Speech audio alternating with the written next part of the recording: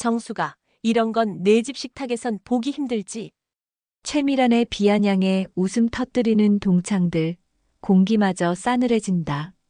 정숙의 손끝이 떨리고 눈가에 고여있던 눈물이 분노로 번진다. 순간 그녀는 랍스터 접시를 들어 올려 최미란의 머리 위로 던진다. 붉은 소스가 튀며 연회장은 얼어붙고 스마트폰 플래시가 번쩍인다. 이야기 들어가기 전에 무료로 할 수 있는 구독과 좋아요 꼭 눌러주시면 제게는 응원이 되고 여러분께는 행운이 따라올 거예요. 서울 외곽의 한 아파트 단지. 이른 아침 햇살이 베란다 창문 사이로 스며들어옵니다. 이정숙은 알람 소리보다 먼저 눈을 떴습니다.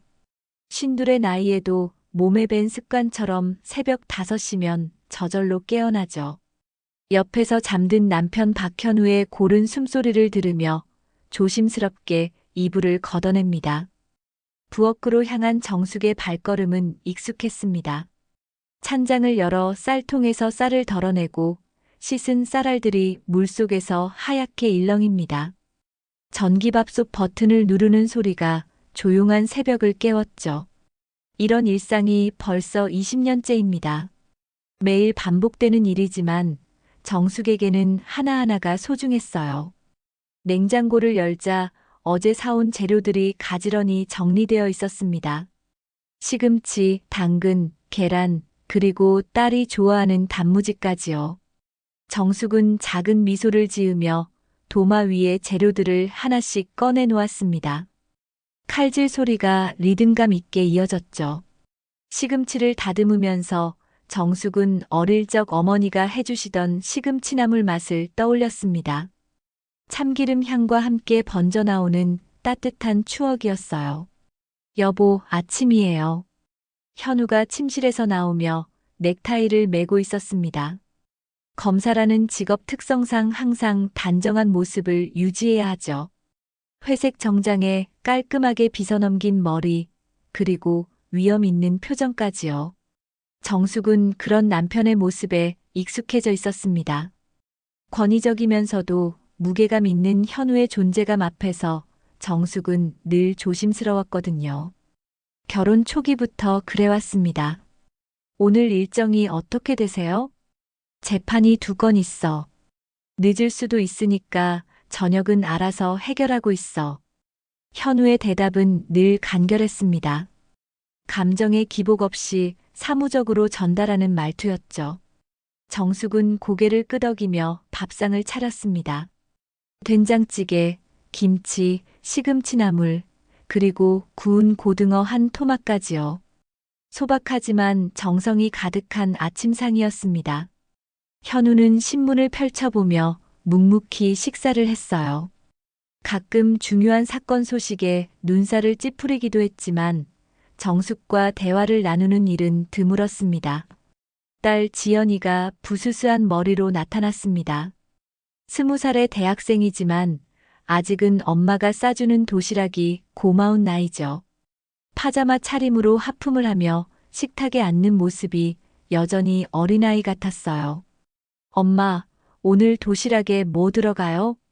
지연이가 좋아하는 계란말이하고 소세지 볶음 넣어뒀어. 그리고 브로콜리도 살짝 데쳐서 넣었으니까 꼭 먹어야 해. 감사해요, 엄마. 친구들이 엄마 도시락 맛있다고 부러워해요. 지연이의 밝은 목소리에 정숙의 하루가 시작됩니다. 딸의 웃음소리는 정숙에게 가장 큰 힘이 되었거든요. 현우가 먼저 출근하고 지연이도 대학교로 향했습니다. 가족들이 모두 나간 후 정숙은 설거지를 마치고 장바구니를 들었죠. 매일 아침 시장에 가는 것도 정숙만의 소중한 루틴이었습니다. 아파트 단지를 나서자 이웃 아주머니들과 마주쳤습니다. 경비실 앞에서 운동복 차림으로 만난 김 여사와 박 여사였어요. 정숙 씨, 오늘도 일찍 나오시네요. 장 보러 가는 길이에요. 김 여사님도 운동 나가시는 거죠? 네, 나이 들수록 몸 관리가 더 중요하잖아요. 요즘 뉴스 보니까 IMF 때보다 경기가 더 안 좋다던데 우리 같은 서민들은 어떻게 살아야 할지 모르겠어요. 평범한 일상 대화였지만 정숙에게는 소소한 위안이 되었습니다. 혼자 있을 때면 가끔 마음 한켠에 자리 잡은 무언가가 스물스물 기어 나오곤 했거든요. 고등학교 시절, 아직도 생생한 그때의 기억들 말입니다. 복도에서 들려오던 키득거리는 웃음소리, 점심시간마다 혼자 앉아있던 구석진 자리, 그리고 그때 당했던 모든 일들이요. 시장 입구에 들어서자 상인들의 활기찬 목소리가 들려왔습니다. 싱싱한 배추 사세요. 방금 잡아온 생선이에요. 이런 소리들이 정숙의 귀에는 따뜻하게 들렸어요. 시장 통로를 걸으며 정숙은 신선한 채소들을 골라 담았습니다. 무, 배추, 파, 양파까지요. 각각의 재료를 고를 때마다 오늘 저녁 메뉴를 생각했죠. 생선가게 아저씨는 정숙을 알아보고 반갑게 인사했습니다. 벌써 몇 년째 단골이 되었거든요. 이 사모님, 오늘은 뭘 드릴까요? 조기가 싱싱해 보이네요. 2마리만 주세요. 알겠습니다. 우리 사모님 눈이 정말 좋으시네. 오늘 아침에 막 들어온 거예요. 이런 일상적인 대화들이 정숙에게는 평화로움을 가져다 주었습니다. 장을 본 후 집으로 돌아가는 길, 정숙은 잠깐 공원 벤치에 앉았어요. 아침 햇살을 받으며 잠시 쉬어가는 시간이죠. 무거운 장바구니를 내려놓고 깊게 숨을 들이마셨습니다. 공원에는 할아버지들이 장기를 두고 할머니들이 운동기구에서 담소를 나누고 있었습니다. 왕이 죽었네. 아이고, 또 졌어. 이런 소리들이 정겨웠어요. 평화로운 일상의 한 장면이었습니다. 하지만 정숙의 마음 깊은 곳에는 여전히 묻어둔 상처가 있었어요. 고등학교 시절 당했던 그 모든 일들을 아무도 모르죠. 겉으로는 평범한 가정주부로 살아가지만 가슴속 깊은 곳에는 아직도 아물지 않은 상처가 있었습니다. 집에 돌아온 정숙은 냉장고에 장본 것들을 정리했습니다. 채소는 채소대로, 생선은 생선대로 구분해서 넣었어요. 오후에는 빨래를 개고 저녁 준비를 해야겠죠. 평범한 하루 일과였습니다. 그런데 바로 그때였어요. 집 전화기가 울렸습니다. 정숙은 손을 닦고 전화기 쪽으로 걸어갔습니다. 누구일까 생각하면서 수화기를 들었어요. 여보세요? 전화기 너머로 들려온 목소리는 오랫동안 잊고 지내던 누군가의 것이었습니다. 순간 정숙의 얼굴이 굳어졌죠. 손에 들고 있던 수화기가 살짝 떨렸습니다. 마음이 갑자기 두근거리기 시작했어요. 정숙아. 그 목소리를 듣는 순간 정숙의 온몸에 소름이 돋았습니다. 30여 년이 지났지만 절대 잊을 수 없는 목소리였거든요. 바로 최미란이었습니다. 미란이야? 정숙의 목소리가 떨렸습니다. 전화기를 꽉 쥔 손에 땀이 맺혔어요. 마음이 급격히 요동치기 시작했죠. 맞아, 오랜만이다. 그동안 어떻게 살았어? 최미란의 목소리에는 묘한 여유가 배어 있었습니다. 마치 오래된 친구에게 안부를 묻는 것 같았지만 정숙은 그 속에 숨겨진 무언가를 느꼈어요. 고등학교 시절 그 특유의 비아냥거리는 톤이 여전했거든요. 잘 살고 있어. 그래, 나도 궁금했는데. 사실 며칠 전에 동창회를 열기로 했거든. 벌써 졸업한 지가 언제인데 얼굴 좀 보자는 거야.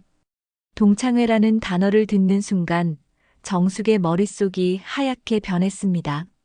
고등학교 시절의 모든 기억들이 파도처럼 밀려왔어요. 복도에서 일부러 어깨를 부딪히며 지나가던 아이들, 점심시간마다 혼자 앉아 있어야 했던 그 외로움, 그리고 무엇보다 최미란이 주도했던 그 모든 괴롭힘들이요. 어떻게 내 번호를 알았어? 아, 그거. 요즘 세상이 얼마나 좁아졌는지 알아? 인터넷만 뒤져봐도 다 나와. 더구나 내 남편이 검사라던데? 박현우 검사 맞지? 최미란이 현우의 이름까지 언급하자 정숙은 더욱 당황했습니다. 이미 자신의 신상을 다 파악하고 있다는 뜻이었거든요. 그건 어떻게? 야, 우리 정숙이가 정말 출세했네. 검사 사모님이라니. 그때 그렇게 조용하더니 결국 잘 풀렸구나. 말은 축하하는 것 같았지만 그 속에 담긴 의도는 달랐습니다. 정숙은 그것을 직감적으로 알 수 있었어요. 최미란 특유의 도끼 섞인 목소리였거든요. 동창회는 언제야? 이번 주 토요일 오후 6시. 장소는 하나호텔 크리스탈 볼룸이야. 우리 졸업한 지 30년이 넘었으니까 제대로 한번 해보자는 거야. 다들 그동안 어떻게 살았는지 궁금하잖아. 하나호텔이라니요. 정숙에게는 상상도 할 수 없는 고급 장소였습니다. 평소 가족끼리 외식을 할 때도 동네 중국집이나 갈비집 정도였거든요. 참석할 수 있을까? 갑자기 연락해서 미안해. 그게 정숙은 대답을 망설였습니다. 솔직히 최미란을 다시 보고 싶지 않았어요. 30년이 지났지만 그때의 상처는 여전히 아물지 않았거든요. 하지만 거절하기도 쉽지 않았습니다. 왜? 바쁜 일이라도 있어? 아니야, 그런 건 아니고. 그럼 꼭 와. 내가 없으면 동창회가 무슨 의미가 있겠어? 우리 반에서 제일 특별했던 친구인데. 특별했다는 표현에 정숙은 움찔했습니다. 그때 최미란이 말하는 특별함이 무엇을 의미하는지 너무나 잘 알았거든요. 왕따 당했던 자신을 두고 하는 말이었어요. 알겠어. 시간 되면 가볼게. 좋아. 그럼 토요일에 보자. 아, 그리고 정수가. 응. 예쁘게 차려입고 와. 검사 사모님답게 말이야. 우리 다들 내 모습이 궁금해하거든. 전화가 끊어진 후 정숙은 한동안 수화기를 들고 멍하니 서 있었습니다. 손이 계속 떨렸어요. 가슴이 답답하고 숨이 제대로 쉬어지지 않았죠.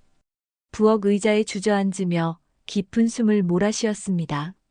고등학교 시절의 기억들이 선명하게 되살아났어요. 최미라는 반에서 가장 인기가 많았던 아이였습니다. 예쁘고 공부도 잘했고 집안도 부유했죠. 반면 정숙은 내성적이고 조용한 성격이었어요. 집안 사정도 넉넉하지 않았고 늘 같은 옷만 입고 다녔거든요. 처음에는 사소한 것부터 시작됐습니다. 정숙의 도시락을 보고 냄새난다며 코를 막는다든지 일부러 정숙이 앉을 자리에 가방을 놓아둔다든지요. 점점 그 괴롭힘은 심해졌어요. 급식비를 빼앗기기도 했고 체육 시간에는 아무도 정숙과 같은 팀을 하려 하지 않았죠. 가장 기억에 남는 것은 3학년 때였습니다. 최미란이 정숙의 일기장을 훔쳐서 반 아이들 앞에서 읽어버린 거예요. 그 일기장에는 정숙의 가장 은밀한 감정들이 담겨 있었거든요. 좋아하는 남자아이에 대한 이야기, 가족에 대한 걱정, 그리고 자신의 외로움까지요. 얘들아, 우리 정숙이가 김태호 좋아한대. 최미란의 목소리가 교실에 울려 퍼졌을 때 정숙은 세상이 무너지는 것 같았어요. 아이들의 키득거리는 웃음소리가 귓가에서 맴돌았죠. 그날 정숙은 화장실에 숨어서 밤늦도록 울었습니다. 여보 왔어요. 현우의 목소리가 들려와 정숙은 정신을 차렸습니다. 벌써 저녁 시간이 되었네요. 시계를 보니 오후 6시가 넘어 있었어요. 아, 네. 어서 오세요. 정숙은 황급히 일어나서 저녁 준비를 시작했습니다. 아직 아무것도 하지 못한 상태였거든요. 오늘 오후 내내 최미란의 전화 때문에 멍하니 있었던 거예요. 오늘 왜 이래? 평소보다 준비가 늦었네. 현우가 넥타이를 풀며 물었습니다. 정숙은 어떻게 대답해야 할지 몰랐어요. 동창의 이야기를 꺼내기가 쉽지 않았거든요. 아, 그냥 잠깐 딴 생각을 했어요. 무슨 생각? 별거 아니에요. 현우는 더 이상 묻지 않았습니다. 평소에도 정숙의 개인적인 일에는 크게 관심을 보이지 않았거든요. 검찰 일로 바빠서 가정에까지 신경 쓸 여유가 없었던 거죠. 저녁을 먹으면서도 정숙의 마음은 편치 않았습니다. 동창회에 가야 할지 말아야 할지 계속 고민이 됐어요. 한편으로는 최미란을 다시 보고 싶지 않았지만 다른 한편으로는 당당하게 맞서고 싶은 마음도 있었거든요. 여보, 이번 주 토요일에 고등학교 동창회가 있어요. 결국 정숙은 조심스럽게 입을 열었습니다. 동창회? 갑자기? 네, 친구가 연락을 줬어요. 현우는 잠시 생각하더니 고개를 끄덕였습니다. 좋은 일이네. 가서 옛 친구들도 만나고 해. 검사 부인으로서 당당하게 나가면 돼. 현우의 말에 정숙은 복잡한 감정을 느꼈어요. 과연 자신이 당당하게 나갈 수 있을까요? 토요일 오후 정숙은 옷장 앞에서 한참을 망설이고 있었습니다. 평소 입던 소박한 옷들이 초라해 보였어요. 검은색 정장, 남색 원피스, 회색 블라우스까지 하나씩 꺼내보았지만 마음에 들지 않았죠. 최미란의 말이 계속 머릿속을 맴돌았거든요. 예쁘게 차려입고 와. 검사 사모님답게 말이야. 결국 정숙은 몇 년 전 현우의 승진 축하연에 입었던 진주색 투피스를 선택했습니다. 그나마 가장 고급스러워 보이는 옷이었어요. 거울 앞에서 화장을 하면서도 손이 떨렸죠. 립스틱을 바르다가 삐뚤어져서 몇 번이나 다시 해야 했습니다. 엄마, 오늘 어디 가세요? 지연이가 방에서 나오며 물었습니다. 평소보다 단정하게 차려입은 엄마의 모습이 신기했나 봐요. 동창회에 가는 거야. 우와, 엄마도 동창회 가시는구나. 재밌게 다녀오세요. 딸의 밝은 인사에 정숙은 억지로 미소를 지었습니다. 하지만 마음속은 전혀 재밌지 않았어요. 오히려 두려움과 불안함만 가득했죠. 롯데호텔까지 가는 지하철 안에서 정숙은 계속 시계를 봤습니다. 벌써 오후 5시 30분이었어요. 30분 뒤면 최미란을 다시 만나게 되는 거죠. 가슴이 두근거리고 입안이 바짝 말랐습니다. 호텔 로비에 들어서자 정숙은 주눅이 들었습니다. 화려한 샹들리에와 대리석 바닥, 그리고 우아한 분위기에 압도당한 거예요. 평소에 와본 적이 없는 곳이었거든요. 안내 데스크에서 크리스탈 볼룸 위치를 물어보고 엘리베이터를 탔습니다. 볼룸 앞에 도착하니 이미 몇 명의 동창들이 모여 있었습니다. 30년이 지나 모두 중년이 되었지만 정숙은 금방 누가 누구인지 알아볼 수 있었어요. 김영희, 박순자, 이명숙. 모두 고등학교 때 최미란과 어울렸던 아이들이었죠. 어머, 정숙이다. 김영희가 가장 먼저 정숙을 발견했습니다. 하지만 그 인사에는 진심보다는 호기심이 더 많이 담겨 있었어요. 안녕, 영희야. 정숙은 어색하게 인사를 건넸습니다. 다른 친구들도 하나둘씩 다가와 인사를 나눴지만 왠지 어색한 분위기였어요. 그때였습니다. 정숙아. 익숙한 목소리가 들려왔습니다. 최미란이었어요. 정숙은 천천히 고개를 돌렸죠. 30년 만에 다시 마주하는 최미란의 모습에 정숙은 할 말을 잃었습니다. 최미란은 여전히 아름다웠어요. 명품 드레스에 완벽한 화장, 그리고 우아한 자세까지요. 세월의 흔적은 있었지만 여전히 고등학교 때 그 당당했던 모습이 그대로였죠. 오랜만이야, 정말. 최미란이 다가와서 정숙의 두 손을 잡았습니다. 하지만 정숙은 그 손길이 차갑게 느껴졌어요. 오랜만이야. 아직도 촌스럽네. 최미란이 작은 목소리로 중얼거렸습니다. 다른 사람들은 못 들었지만 정숙의 귀에는 또렷하게 들렸어요. 고등학교 때 늘 듣던 그 말이었거든요. 정숙의 가슴이 순간 답답해졌습니다. 자, 이제 들어가자. 최미란이 앞장서서 볼룸 안으로 들어갔습니다. 화려하게 장식된 연회장 안에는 둥근 테이블들이 놓여 있었고, 중앙에는 고등학교 때 졸업 사진이 크게 확대되어 걸려 있었어요. 정숙은 그 사진 속에서 구석에 서 있는 자신의 모습을 발견했습니다. 우리 반 회장이었던 미란이가 준비한 거야. 대단하지? 박순자가 귓속말로 말했습니다. 최미란이 문화재단 이사장이라는 소식도 함께 전해졌어요.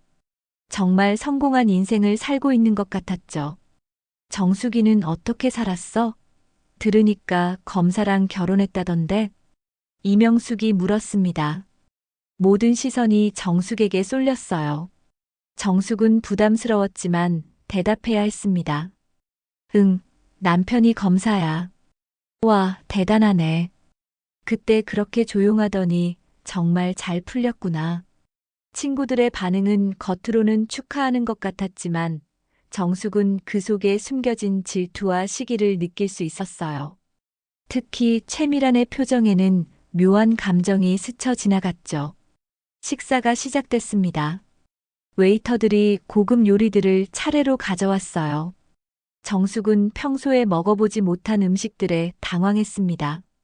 어떻게 먹어야 할지도 모르는 요리들이었거든요. 정수가 이런 음식은 처음이지? 최미란이 의미심장한 미소를 지으며 물었습니다. 정숙은 당황했지만 애써 침착함을 유지하려 했어요. 아니야, 가끔 먹어봤어. 하지만 그 거짓말은 금세 들통났습니다. 정숙이 포크와 나이프를 어색하게 사용하는 모습을 모두가 지켜보고 있었거든요. 미란아, 오늘 정말 고생 많았어. 이런 좋은 곳에서 동창회를 열다니. 김영희가 최미란을 치켜 세웠습니다. 다른 친구들도 하나둘씩 최미란을 칭찬하기 시작했어요. 정숙은 그 상황이 고등학교 때와 너무 똑같다는 생각이 들었습니다. 최미란을 중심으로 모든 것이 돌아가고 자신은 여전히 구석진 자리에 앉아 있는 거죠. 그런데 정수가 최미란이 갑자기 정숙을 불렀습니다.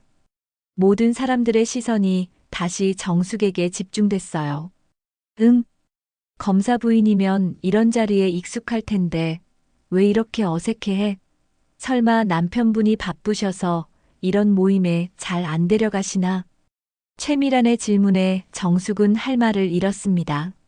실제로 현우는 정숙을 공식적인 자리에 거의 데려가지 않았거든요. 정숙 자신도 그런 자리를 부담스러워했고요. 그런 건 아니야. 아, 그럼 평소에도 여전히 이렇게 조용하구나. 변하지 않았네. 우리 정숙이는. 최미란의 말에 다른 친구들이 웃음을 터뜨렸습니다. 그 웃음소리가 정숙에게는 고등학교 때 들었던 그 조롱하는 웃음과 똑같이 들렸어요. 자, 건배할까? 30년 만의 만남을 위해서. 최미란이 와인잔을 들어 올렸습니다. 모두가 따라서 잔을 들었지만 정숙의 손은 떨리고 있었어요. 마음속에서 무언가가 끓어오르고 있었거든요. 정숙아, 잔 안 들어? 최미란이 다시 정숙을 쳐다보며 말했습니다. 그 눈빛에는 30년 전과 똑같은 냉기가 서려 있었어요. 정숙은 억지로 잔을 들었습니다. 하지만 마음속의 분노는 점점 커져만 갔죠. 30년이 지나도 달라진 건 아무것도 없었습니다. 여전히 최미란은 자신을 우습게 보고 있었고 다른 친구들도 마찬가지였어요. 그때 웨이터가 메인 요리를 가져왔습니다. 붉은 소스가 가득한 랍스터 요리였어요. 최미란은 만족스러운 표정으로 그 요리를 바라봤죠. 정수가 이런 건 내 집 식탁에선 보기 힘들지? 최미란의 말에 연회장 안이 순간 조용해졌습니다. 모든 사람들이 정숙의 반응을 지켜보고 있었어요. 정숙은 랍스터 요리를 바라보며 마음속에서 무언가가 타오르는 것을 느꼈습니다. 오늘은 내가 쏠 테니까 마음껏 먹어. 검사 사모님도 이런 고급 요리는 자주 못 먹잖아. 최미란이 계속해서 도발적인 말을 던졌습니다. 겉으로는 배려하는 척하지만 그 속에 담긴 의미는 명확했어요.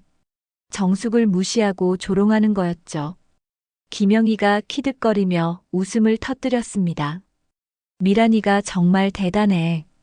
이런 비싼 곳에서 우리를 대접하다니. 맞아.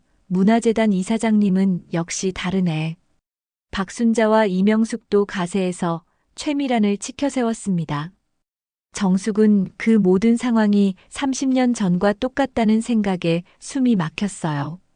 정숙아, 왜 안 먹어? 입맛에 안 맞나? 최미란이 다시 정숙을 향해 말했습니다. 이번에는 더욱 노골적으로 비아냥거리는 톤이었어요. 정숙은 젓가락을 들려다가 손을 멈췄습니다. 갑자기 고등학교 3학년 때의 기억이 선명하게 떠올랐거든요. 그때도 똑같았어요. 점심시간에 도시락을 먹고 있는데 최미란이 다가와서 말했었죠. 정수가 또 김치만 싸왔네. 냄새 좀 안 나게 먹을 수 없어? 그때 정숙은 아무 말도 못했습니다. 그저 고개만 숙인 채 남은 밥을 억지로 넘겨야 했어요. 그리고 오늘 30년이 지난 지금도 똑같은 상황이 벌어지고 있었습니다. 미안, 갑자기 배가 아파서. 정숙이 작은 목소리로 말하려 했지만 최미란이 가로막았습니다. 아, 혹시 부담스러워서 그래? 괜찮아. 이 정도 돈은 나한테 아무것도 아니야. 우리 재단 후원금만 해도 한 달에 몇 억씩 들어오거든. 최미란의 말에 다른 친구들이 또 감탄사를 내뱉었습니다. 정숙은 점점 숨이 막혀왔어요. 이 모든 상황에서 벗어나고 싶었지만 몸이 굳어서 움직일 수가 없었습니다. 그런데 정수가 검사 부인이면 사교계 모임도 많이 나가잖아. 요즘 어떤 모임에 나가? 이명숙이 물었습니다. 순수한 호기심이라기보다는 정숙을 곤란하게 만들려는 의도가 보였어요. 그런 모임은 잘 안 나가. 정숙의 솔직한 대답에 최미란이 눈썹을 치켜 올렸습니다. 어머, 왜? 검사 부인이면 당연히 나가야 하는 거 아닌가? 혹시 남편분이 데려가기 부끄러워 하시는 건 아니지? 그 말은 정숙의 가슴을 깊이 찔렀습니다. 실제로 현우는 정숙을 공식 석상에 거의 데려가지 않았거든요. 정숙 자신도 그런 자리가 부담스러워했지만 그것을 이런 식으로 지적당하니 모욕감이 들었어요. 그런 게 아니야. 제가 그런 자리를 좋아하지 않아서. 아, 그래? 그럼 남편분 혼자 다니시겠네. 검사님들은 워낙 바쁘시니까. 최미란의 말투에는 가시가 돋쳐 있었습니다. 정숙을 점점 궁지로 몰아넣고 있었어요. 그때 웨이터가 와인을 따라주었습니다. 정숙은 술을 거의 마시지 않았지만 이 상황을 견디기 위해 잔을 비웠어요. 알코올이 목을 타고 내려가며 몸을 뜨겁게 달궜습니다. 정숙이 얼굴이 빨개졌네. 술 약해? 검사님 모시고 살려면 술도 어느 정도 마실 줄 알아야지. 김영희가 놀리듯 말했습니다. 그만해. 정숙이 작은 목소리로 중얼거렸지만 아무도 듣지 못했습니다. 아니, 들었을지도 모르지만 무시한 거였어요. 요즘도 그렇게 얌전하게 살아? 검사 부인이면 좀 더 당당하게 살아야 하는 거 아닌가? 최미란이 정숙을 빤히 쳐다보며 말했습니다. 그 시선에는 30년 전과 똑같은 우월감과 경멸이 담겨 있었어요. 정숙의 머릿속에서 과거의 기억들이 파노라마처럼 스쳐 지나갔습니다. 복도에서 일부러 어깨를 부딪히며 지나가던 아이들, 화장실에서 들려오던 자신에 대한 험담들, 그리고 점심시간마다 혼자 앉아야 했던 그 외로움까지요. 정수가 그때 일기장 기억나? 내가 김태호 좋아한다고 쓴 거 말이야. 최미란이 갑자기 그때 일을 꺼냈습니다.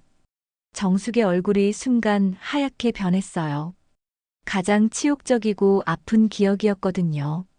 미란아, 그런 얘기는. 정숙이 떨리는 목소리로 말하려 했지만 최미란은 멈추지 않았습니다. 그때 정말 순수했어. 일기장에다가 김태호와 결혼하고 싶다고 써놨더라고. 얼마나 웃겼는지 아직도 기억나. 다른 친구들이 다시 키득거리며 웃었습니다. 정숙은 그 웃음소리를 들으며 30년 전 그 교실에 다시 서 있는 것 같았어요. 제발. 정숙이 간신히 목소리를 냈지만 여전히 작았습니다. 뭐라고? 최미란이 일부러 크게 물었습니다. 정숙을 더욱 위축시키려는 의도였어요. 그때였습니다. 정숙의 마음속에서 30년간 억눌러왔던 분노가 폭발했어요. 더 이상 참을 수 없었습니다. 손이 저절로 움직였죠. 정숙은 최미란 앞에 놓인 랍스터 접시를 그대로 집어들었습니다. 붉은 소스가 가득한 그 접시를 최미란의 머리 위로 뒤집어 버렸어요. 아! 최미란의 비명소리가 연회장 전체에 울려 퍼졌습니다.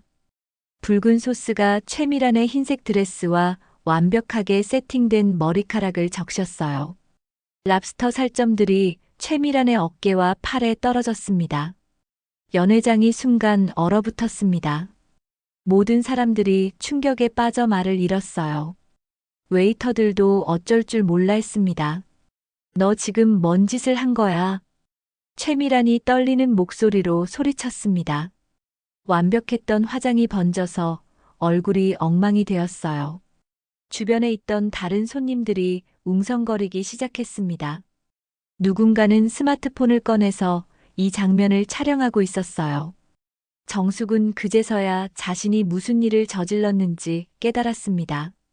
하지만 후회되지 않았어요. 오히려 속이 시원했습니다. 미친년, 너 지금 완전히 돌았구나. 최미란이 붉은 소스와 랍스터 조각들을 털어내며 소리쳤습니다. 하얀 드레스는 완전히 엉망이 되었고 완벽하게 세팅했던 머리카락에서는 소스가 뚝뚝 떨어지고 있었어요. 어머나. 김영희와 박순자가 황급히 일어나서 최미란을 부축했습니다. 다른 손님들은 이미 스마트폰을 꺼내서 이 장면을 촬영하고 있었죠. 플래시가 번쩍번쩍 터지며 정숙의 얼굴을 비쳤습니다. 이거 완전 대박이네. SNS에 올려야겠어. 검사 부인이 호텔에서 난동을 부리다니 이거 뉴스감이야. 주변 테이블의 손님들이 수군거리는 소리가 들렸습니다. 정숙은 그제서야 자신이 얼마나 큰 일을 저질렀는지 깨달았어요. 하지만 이상하게도 후회는 되지 않았습니다. 너 지금 제정신이야? 최미란이 소스를 닦아내며 정숙을 노려봤습니다. 그 눈빛에는 분노와 당황이 섞여 있었어요. 30년 동안 참았어. 정숙이 처음으로 또렷하게 말했습니다. 목소리가 떨렸지만 분명했어요. 뭘 참았다고? 내가 나한테 했던 모든 일들을 참았다고. 정숙의 목소리가 점점 커졌습니다. 연회장 안의 모든 사람들이 그들을 주목하고 있었어요. 호텔 직원들이 황급히 달려왔습니다. 매니저로 보이는 남자가 상황을 파악하려 했죠. 죄송합니다, 손님. 무슨 일이신지. 이 여자가 갑자기 음식을 제 머리에 부었어요. 최미란이 매니저에게 소리쳤습니다. 목소리가 히스테릭하게 올라갔어요. 지금 즉시 경찰을 불러주세요. 이건 명백한 폭행이에요. 그 순간 정숙의 가슴이 철렁했습니다. 경찰이라는 말을 들으니 현실이 느껴졌어요. 현우의 얼굴이 떠올랐죠. 검사인 남편에게 이런 일이 알려지면 어떻게 될까요? 미란아, 진정해. 경찰까지는. 김영희가 말려봤지만 최미란은 이미 흥분 상태였습니다. 안 돼. 이런 미친 짓을 하고도 그냥 넘어갈 수 있다고 생각해? 검사 부인이라고 해서 법 위에 있는 줄 알아? 최미란이 자신의 핸드백에서 스마트폰을 꺼냈습니다. 아직 손가락에 소스가 묻어 있었지만 112번을 누르려 했어요. 미란아, 잠깐만. 이명숙이 말렸지만 최미란은 듣지 않았습니다. 그때 한 젊은 남자가 다가왔어요. 기자로 보였습니다. 혹시 인터뷰 가능할까요? 검사 부인의 호텔 난동 사건에 대해서요. 물론이죠. 최미란이 즉시 대답했습니다. 복수할 기회를 놓치지 않으려는 듯 했어요. 저는 그저 추억을 나누려고 동창회를 준비했을 뿐인데 저 친구가 갑자기 이런 폭력적인 행동을 했어요. 정말 충격적이에요. 카메라가 최미란을 향했습니다. 소스가 묻은 드레스와 엉성해진 머리카락이 그대로 찍혔어요. 오히려 그 모습이 더 피해자처럼 보였습니다. 검사 부인이라는 분이 이런 비상식적인 행동을 하다니 정말 실망스럽습니다. 기자가 정숙 쪽으로 카메라를 돌렸습니다. 정숙은 손으로 얼굴을 가렸지만 이미 늦었어요. 얼굴이 다 찍혔거든요. 저는 그냥 정숙이 말하려 했지만 목소리가 나오지 않았습니다. 상황이 너무 급박하게 돌아가고 있었어요. 야, 정숙아, 너 진짜 미쳤구나. 김영희가 소리쳤습니다. 미란이가 얼마나 좋게 대해줬는데 이런 짓을 해? 박순자도 가세했어요. 30년 만에 만났는데 이게 뭐야? 너 완전 정신 나갔어. 동창들의 비난이 쏟아졌습니다. 정숙은 그 모든 소리들 속에서 혼자 서 있었어요. 호텔 밖으로 나온 정숙은 차가운 바람을 맞으며 떨었습니다. 방금 전 일이 꿈 같았어요. 정말로 자신이 그런 일을 저질렀을까요? 집으로 가는 지하철 안에서 정숙은 휴대폰을 봤습니다. 벌써 몇 개의 뉴스 사이트에 기사가 올라와 있었어요. 검사 부인, 동창회에서 음식물 투척 소동. 하나호텔서 벌어진 충격적 사건. 품위 잃은 검사 부인의 민낯. 제목만 봐도 정숙의 가슴이 답답해졌습니다. 기사를 클릭해보니 호텔에서 찍힌 사진들이 게재되어 있었어요. 정숙이 음식을 던지는 순간 최미란의 엉망이 된 모습, 그리고 당황한 정숙의 표정까지요. 댓글들은 더 끔찍했습니다. 검사 부인이 이런 짓을? 완전 충격. 저런 여자가 검사 와이프라니, 키읔키읔키읔. 남편 얼굴에 먹칠하네. 정신병자 아닌가. 정숙은 휴대폰을 끄고 싶었지만 계속 울리는 전화벨 때문에 그럴 수도 없었어요. 모르는 번호들이 연달아 걸려오고 있었거든요. 집에 도착했을 때는 이미 해가 질 무렵이었습니다. 정숙은 비틀비틀 현관문을 열었어요. 집 안에는 현우와 지연이가 심각한 표정으로 앉아 있었습니다. 엄마. 지연이가 달려와서 정숙을 끌어안았습니다. 눈물을 흘리고 있었어요. 엄마, 인터넷에 뭐 이런 기사가. 지연이는 말을 잇지 못했습니다. 현우가 천천히 일어났어요. 얼굴이 시커멓게 변해 있었습니다. 당신 도대체 무슨 짓을 한 거야? 현우의 목소리는 차갑고 분노에 차 있었습니다. 여보, 그게 검찰청에서 벌써 연락이 왔어.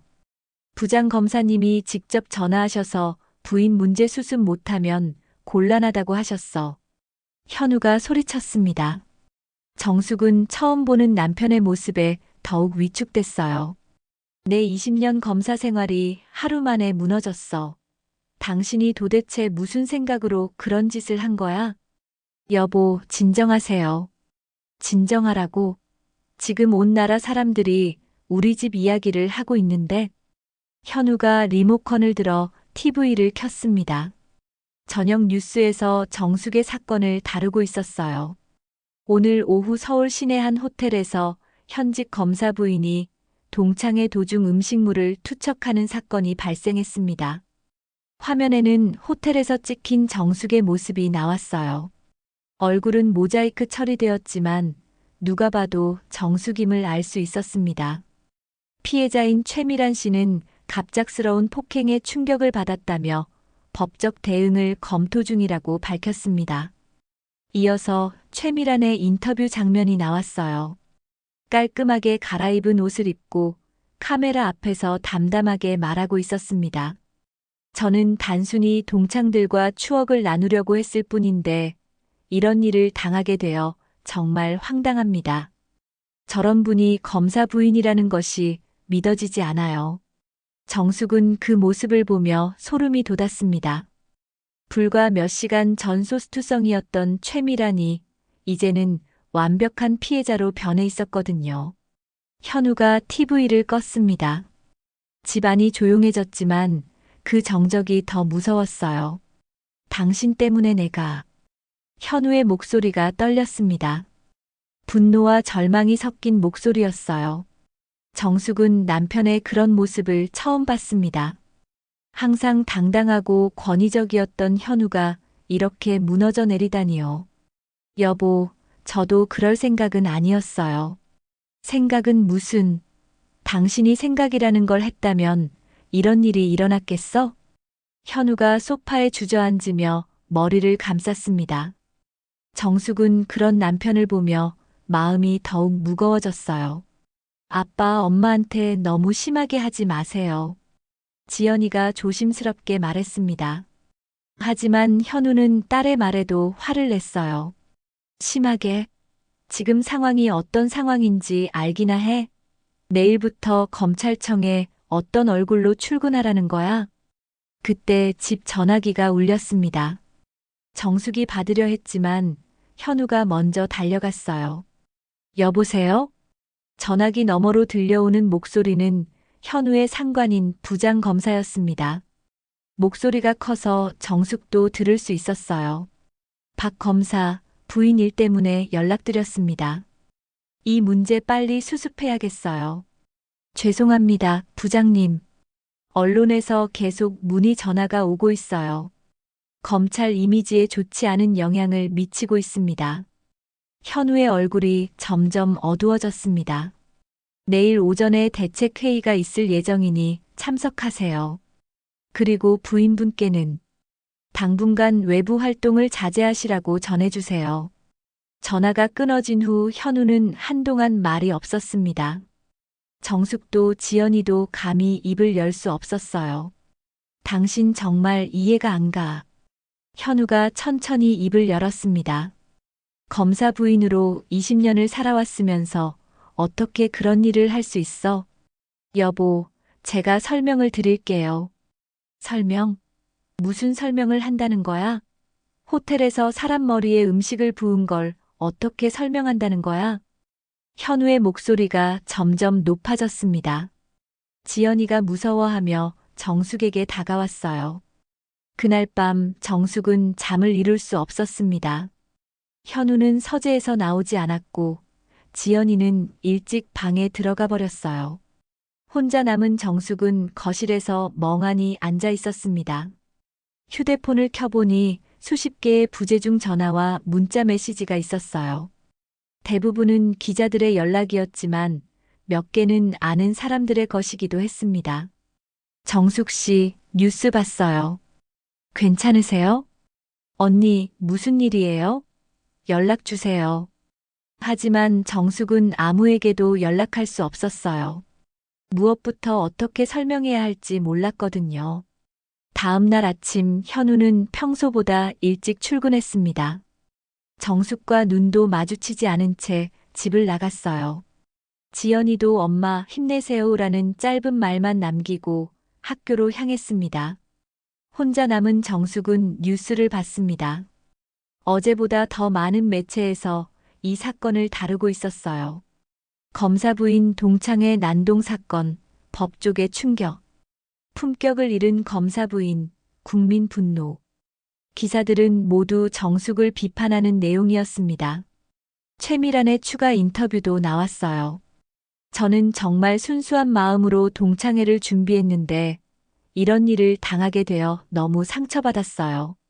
저분이 왜 그런 행동을 했는지 정말 이해할 수 없습니다. 최미란은 카메라 앞에서 눈물까지 보였습니다. 완벽한 피해자의 모습이었어요. 정숙은 견딜 수 없었습니다.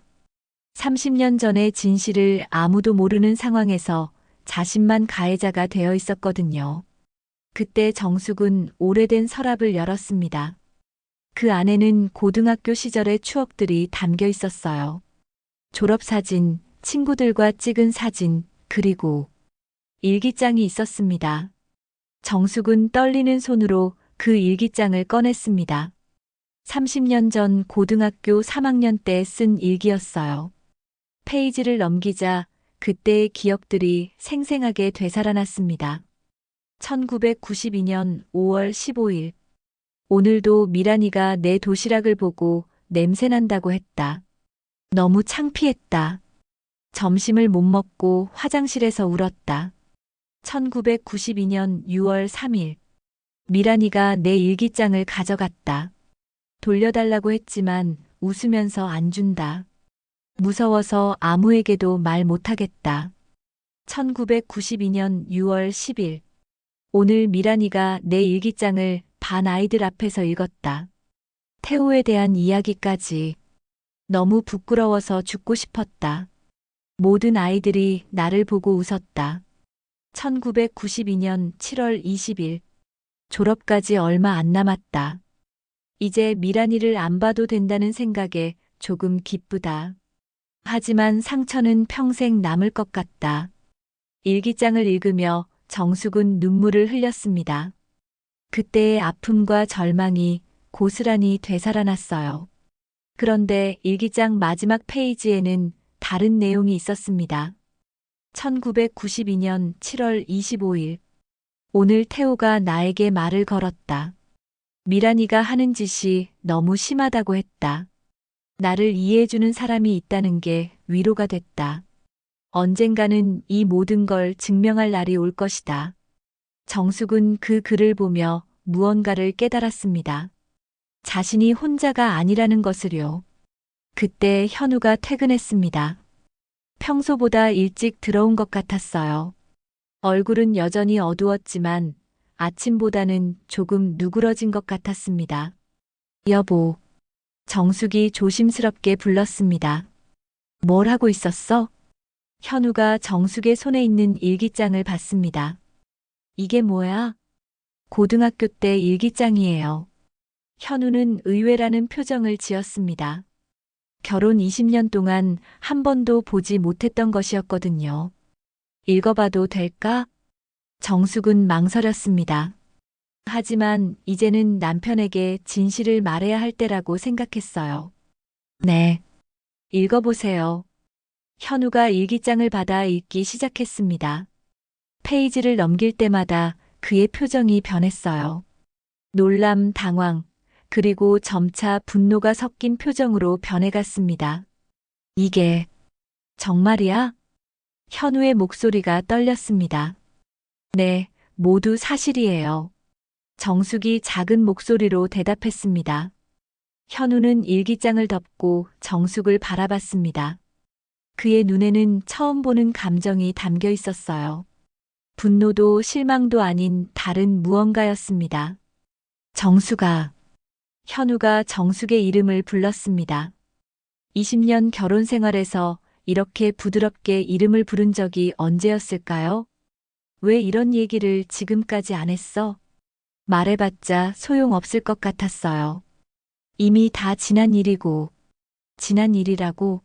당신이 어제 한 일을 보면 전혀 지나지 않았잖아. 현우가 소파에 앉으며 깊은 한숨을 쉬었습니다. 내가 당신에 대해서 아무것도 몰랐구나.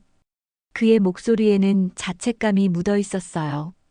여보, 이제라도 알게 된 거면. 아니야. 나는 검사로서 진실을 파헤치는 게 직업인데 내 아내의 진실도 모르고 살았어. 현우는 일기장을 다시 펼쳤습니다. 그의 손가락이 특정 페이지에서 멈췄어요. 여기 보니까 당시 목격자도 있었다고 하네. 김태호라는 아이. 네, 태호는 착한 아이였어요. 미란이가 괴롭힐 때 몇 번 말려주기도 했고. 지금 연락할 수 있어? 정숙은 당황했습니다. 30년이 지난 지금 김태호를 찾는다는 게 가능할까요? 잘 모르겠어요. 졸업 후에 연락이 끊어졌거든요. 찾아보자. 요즘 세상에 못 찾을 사람이 어디 있어? 현우의 눈빛이 달라졌습니다. 마치 사건을 수사할 때의 그 날카로운 눈빛이었어요. 며칠 후 현우는 정말로 김태호를 찾아냈습니다. 현재 부산에서 중학교 교사로 근무하고 있다는 소식이었어요. 태호 씨와 통화했어.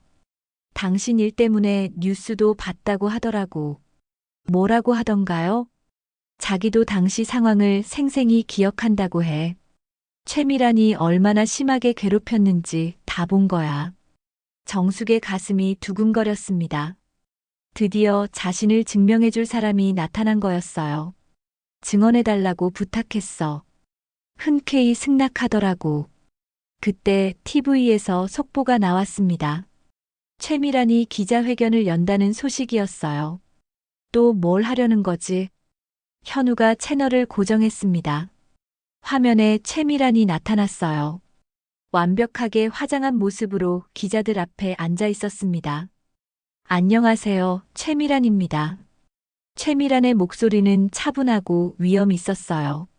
며칠 전 있었던 일에 대해 정식으로 말씀드리려고 이 자리를 마련했습니다. 기자들의 플래시가 터지기 시작했습니다. 저는 단순히 동창들과 즐거운 시간을 보내려 했을 뿐인데 예상치 못한 폭력을 당했습니다. 정말 충격적이었어요. 최미란이 눈물을 글썽이며 말했습니다. 더욱 안타까운 건 가해자가 검사 부인이라는 점입니다. 법을 다루는 가정에서 이런 일이 일어난다는 게 믿어지지 않아요. 현우의 주먹이 불끈 쥐어졌습니다. 저는 이 일을 통해 우리 사회의 폭력성에 대해 다시 한번 생각해 보게 되었습니다. 특히 상류층이라고 자처하는 분들의 도덕성에 대해서 말이죠. 최미란의 말은 계속됐습니다. 저런 분이 검사 부인이라니 국민 여러분도 실망하셨을 겁니다. 저는 법적 대응을 진지하게 고려하고 있습니다. 기자회견이 끝나자 현우가 TV를 껐습니다. 저 여자 정말 뻔뻔하네. 여보, 어떻게 하죠? 우리도 진실을 알려야 해. 가만히 있을 수만은 없어. 현우가 결심한 듯 말했습니다. 내일 기자회견을 열자. 기자회견이요? 정숙은 깜짝 놀랐습니다. 당신 혼자 하는 게 아니야. 내가 함께 할 거고 태호 씨도 증언해 주기로 했어. 하지만 저는 정수가 이제 더 이상 숨지 마. 당신이 잘못한 게 아니야. 현우의 목소리는 확신에 차 있었습니다. 그 다음 날 한 호텔 회의실에서 기자회견이 열렸습니다. 정숙은 떨리는 마음으로 기자들 앞에 앉았어요. 옆에는 현우가 그리고 부산에서 올라온 김태호가 있었습니다. 안녕하세요. 정숙이 떨리는 목소리로 인사했습니다. 며칠 전 제가 저지른 일에 대해 말씀드리려고 합니다. 기자들이 술렁거리기 시작했습니다. 먼저 사과드립니다. 음식을 던진 행위 자체는 잘못된 것이었어요. 정숙의 목소리가 점점 또렷해졌습니다. 하지만 그 행위의 배경에는 30년 전부터 이어져 온 상처가 있었습니다. 정숙이 일기장을 꺼냈습니다. 이것은 제가 고등학교 시절 쓴 일기입니다. 최미란 씨가 저에게 어떤 일들을 했는지 모두 기록되어 있어요. 기자들이 일제히 카메라를 향했습니다. 1992년부터 졸업할 때까지 최미란 씨는 지속적으로 저를 괴롭혔습니다. 학교 폭력이었어요. 회장이 조용해졌습니다. 제 일기장을 훔쳐서 반 아이들 앞에서 읽어주기도 했고, 제가 좋아하는 남자아이 이야기를 공개해서 저를 모욕했습니다. 정숙의 목소리가 떨렸지만 계속 이어갔습니다. 점심시간마다 제 도시락을 보고 냄새난다며 조롱했고 아이들이 저와 어울리지 못하게 만들었어요. 그때 김태호가 마이크를 잡았습니다. 저는 당시 같은 반이었던 김태호입니다. 정숙 씨가 말씀하신 모든 내용이 사실입니다. 태호의 목소리는 분명했습니다. 최미란 씨는 정숙 씨를 집요하게 괴롭혔어요. 저도 몇 번 말렸지만 소용없었습니다. 당시 선생님들도 제대로 대처하지 못했고요. 기자들 사이에서 웅성거림이 일어났습니다. 30년이 지난 지금도 최미란 씨는 변하지 않았습니다. 동창회에서도 똑같이 저를 조롱하고 무시했어요. 정숙이 계속 말했습니다. 저는 더 이상 참을 수 없었습니다. 그래서 그런 행동을 한 거예요. 그때 현우가 일어났습니다. 저는 검사 박현우입니다. 현우의 목소리가 회장 전체에 울려 퍼졌습니다. 제 아내를 지켜주지 못한 것을 먼저 사과드립니다. 현우가 깊게 고개를 숙였습니다. 그리고 최미란 씨에게 말씀드립니다. 현우가 고개를 들었습니다.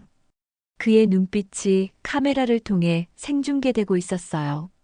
당신의 과거 행위는 명백한 학교 폭력입니다.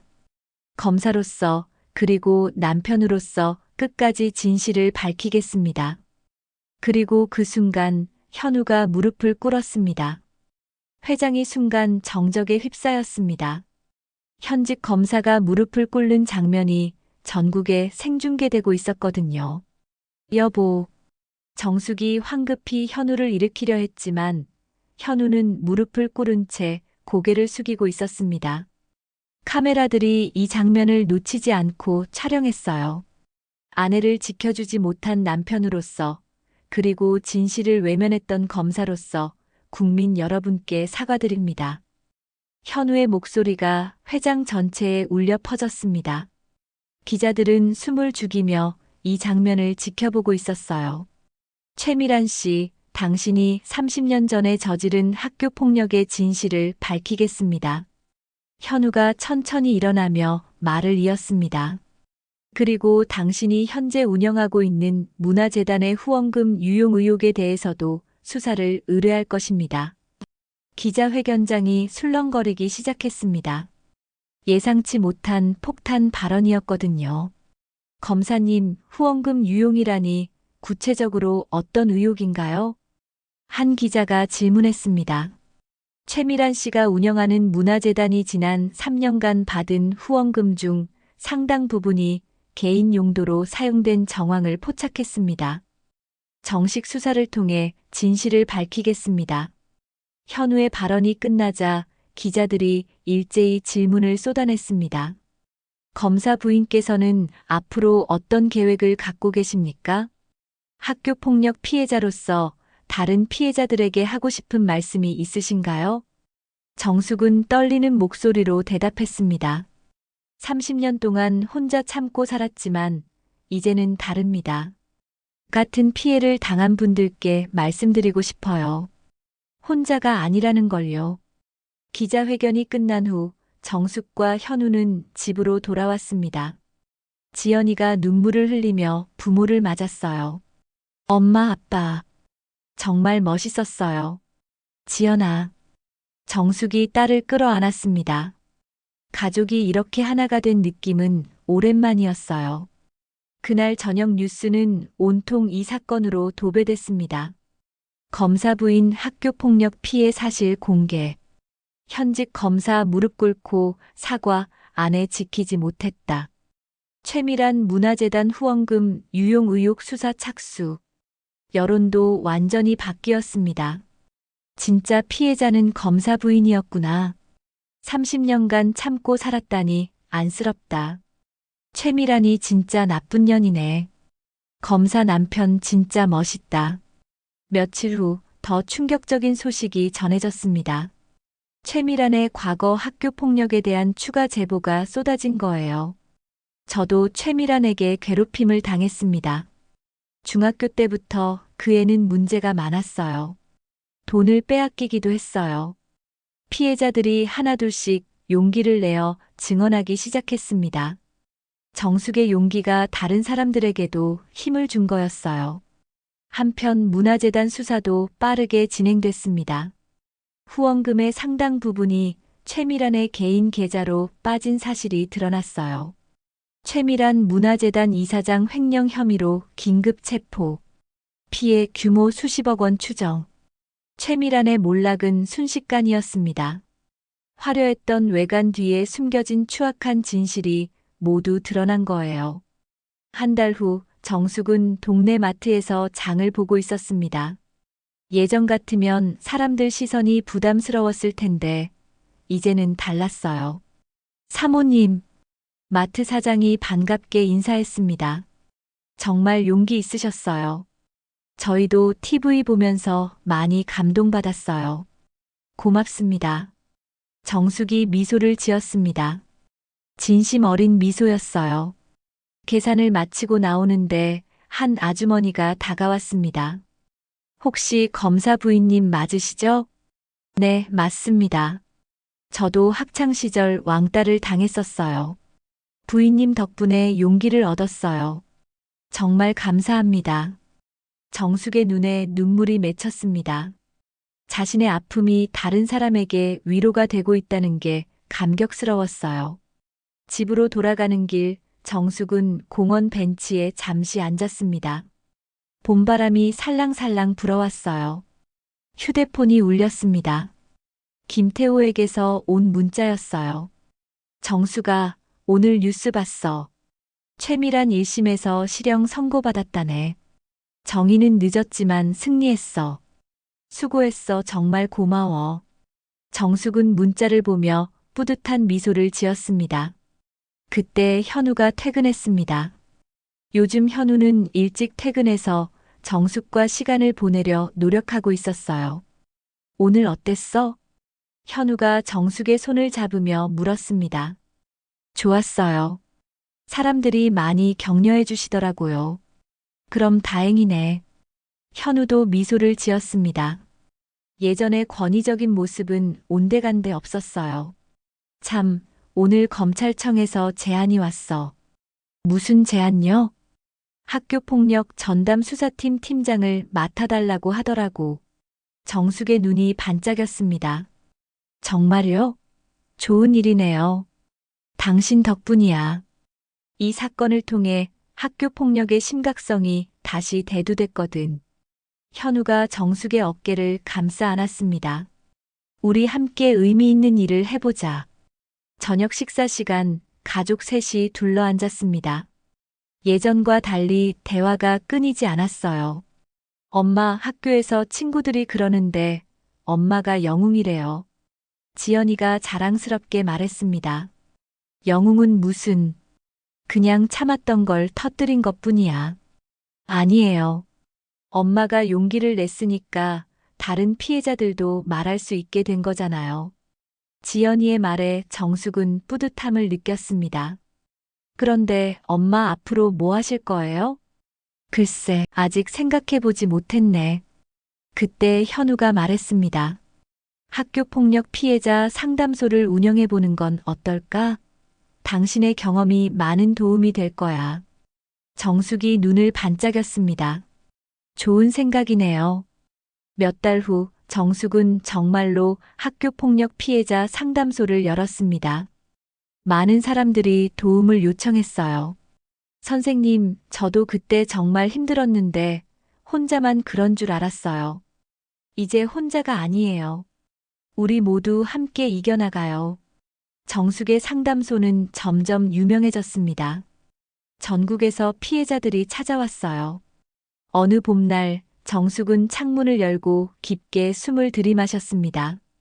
벚꽃이 흩날리는 아름다운 하루였어요. 여보, 현우가 부엌에서 불렀습니다. 요즘 현우는 주말이면 요리를 해주곤 했어요. 뭐예요? 오늘은 내가 요리할 테니까 쉬어. 정숙은 미소를 지으며 소파에 앉았습니다. 과거의 조롱과 모욕은 이제 정말로 끝났어요. 거울을 보니 예전과는 다른 자신이 보였습니다. 눈빛에 자신감이 넘쳤고 표정에는 당당함이 배어 있었어요. 창밖을 바라보며 정숙은 속으로 다짐했습니다. 과거의 상처는 이제 끝났어. 앞으로는 당당하게 살겠어.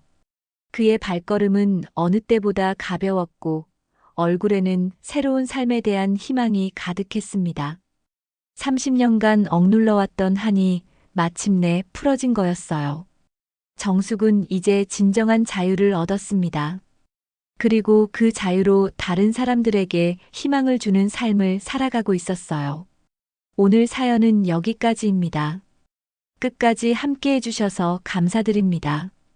구독과 좋아요 눌러주시면 앞으로도 좋은 이야기로 보답드리겠습니다. 늘 건강하세요.